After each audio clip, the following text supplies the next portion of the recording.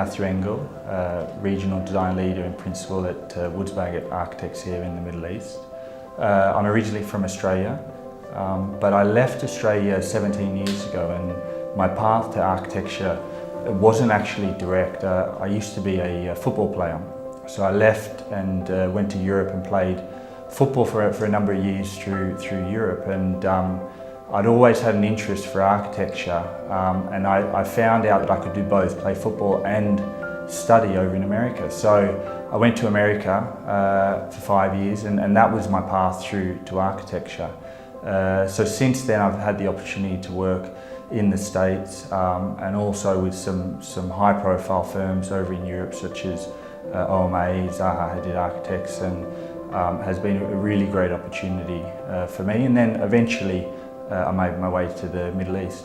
So my career at Woods Bagot, the first time I had interaction with Woods Bagot was actually over in London. And we started the discussion. I mean, I was a little bit frustrated working in London on projects everywhere but London. All my projects were either in the Middle East or in China. So I started a conversation with Woods Bagot for me to come over to Dubai, and that was back in 2013.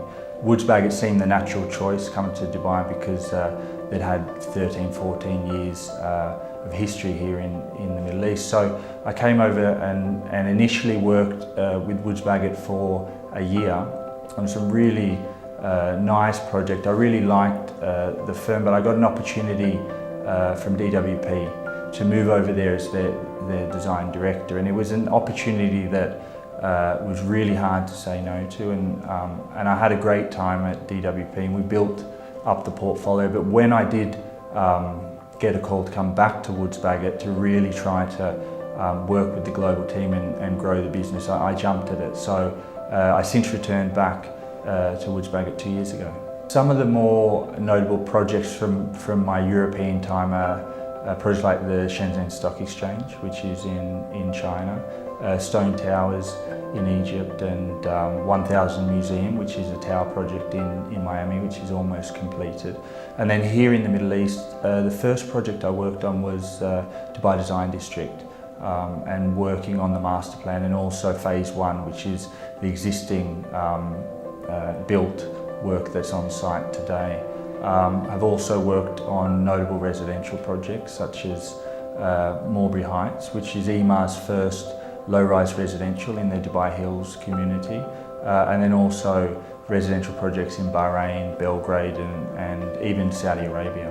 I think my approach is always asking the question of how do we design today's building that can address tomorrow's challenges. You know, our interaction with the built environment and architecture was very different 15 years ago. It was different 5 years ago, and it will be different in 5 years. So we shop different, we live different.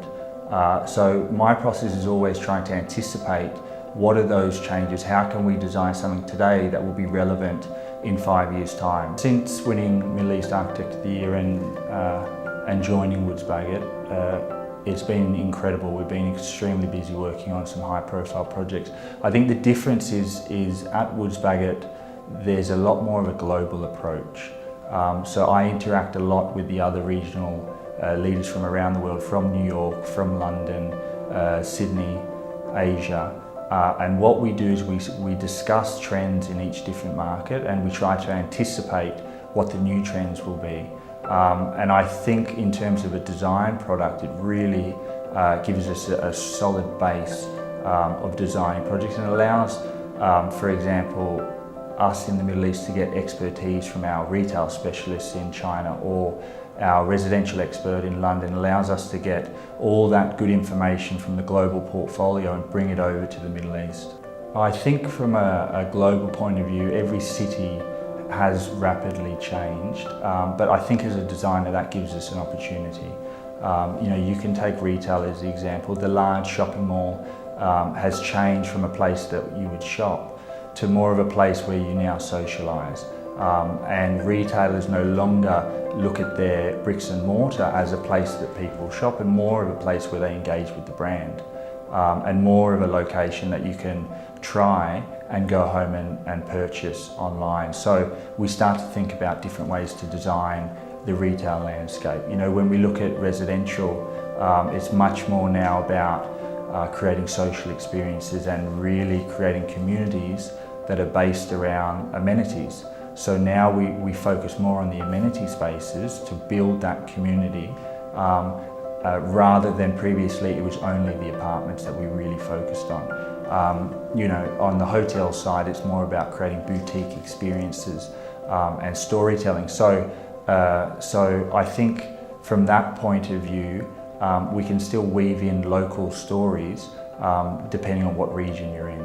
So the vision that we have currently at Woods Bagot Middle East is to continue the very good work that we're doing here in the UAE, but we're also starting to expand into other markets within the region. So we're doing some very large master plans right now in Saudi Arabia. That's a market that we've recently moved into. We have a 5-star hotel in Morocco, and we were also looking at other regional markets such as Bahrain, really to expand the portfolio further afield than just Dubai and Abu Dhabi. I think we're also starting to integrate more than just architecture and interior design into our work. So we now have a brand studio which is in-house. We have our own visualization studio which is in-house, and we also have a super space which is all about data-driven design.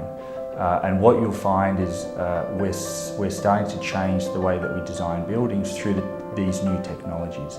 So we're using a lot more virtual reality, 3D printing to walk our clients through our projects.